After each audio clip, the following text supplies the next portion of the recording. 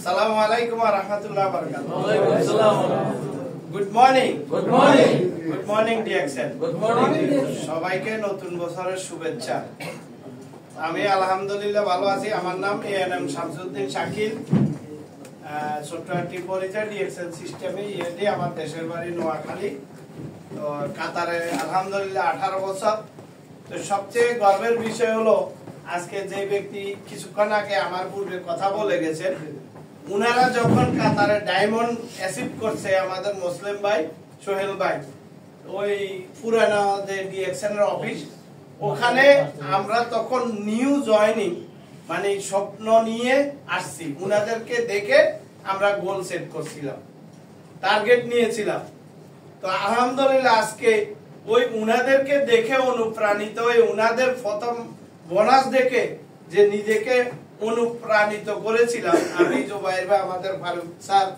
তো আমরা সেই টার্গেট নিয়ে গোল সেট করে আলহামদুলিল্লাহ এই পর্যন্ত ইএসডি পজিশনে আসছি। তো আমাদের সোহেল ভাই ওই যে বলে গেছে উনি ডায়মন্ড ফোকাস করে।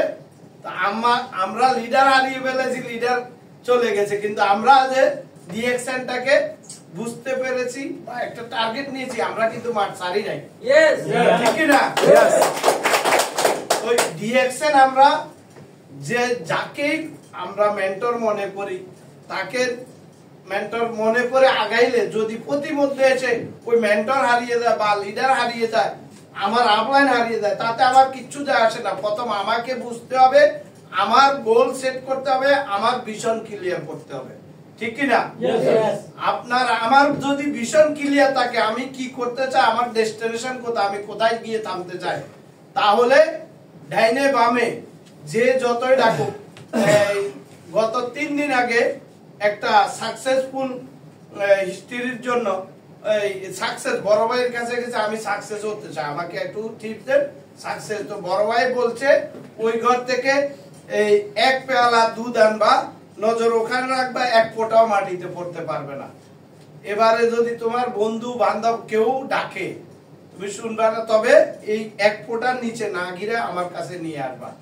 তো ওই যখন এই দুধের পেয়ালা নিয়ে বড় ভাইয়ের কাছে যাইতেছে, 3 জনের মধ্যে একজন বান্ধবী ছিল, 2 জন বন্ধু ছিল।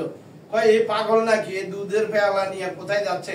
ওরা পিছন থেকে অনেক ডাকাডাকি, অনেক বকাঝকা করছে, ওদিকে কানে দেয় নাই। পরে ভাইকে আনি দিছে যে এই যে আমি দুধ নিয়ে আসি। পরে না, কয় না, কয় তোমার পিছন থেকে ডাকছে না। কয় কে ডাকছে না ডাকছে বলতে পারবো না। তার মাইন্ড ফোকাস ছিল কি আমি এইটা নিখুঁত ভাবে না পেলে তা ওই জায়গায় পৌঁছাবো, এই জন্য সেখানে আসতে পারছে। তো আমরা আমাদের টার্গেট ফিক্স করে ডাইনে বামে কে ডাকলো, কে ডাক্তার কইলো, কে পাগল কইলো, কে আমাকে কি বললো না দেখে যদি আমি আমার টার্গেটের দিকে এগিয়ে যাই, ইনশাল্লাহ আমরা সফল হব, সাকসেস হব। তো সেই জায়গা থেকে আমাদের 2 জন গ্রেট লিডার এখানে আছে, 3 জন আছেন এসএসডি যারা সিনিয়র স্টার ডায়মন্ড বর্তমানে আছেন। তো 2025 সাল তাদের টার্গেট অলরেডি বলছে কিনা জানি না, তবে না বললে বলবেন। তো আমি দীর্ঘায়িত করব না, আমারও বলছেন ওই সোহেল ভাই যেটা বলছে, আমিও কিছুদিন একটু নিজের লাইন থেকে সরে গিয়েছিলাম, সেই জন্য অনেকদিন মানে অ্যাচিভমেন্ট থেকে 2024 সাল দূরে ছিলাম। 24 সালে আমার কোনো অ্যাচিভমেন্ট আসে নাই। আমি 2023 সালে রুবি কমপ্লিট করছি, ডায়মন্ড কমপ্লিট করছি, ইএসডি কমপ্লিট করছি।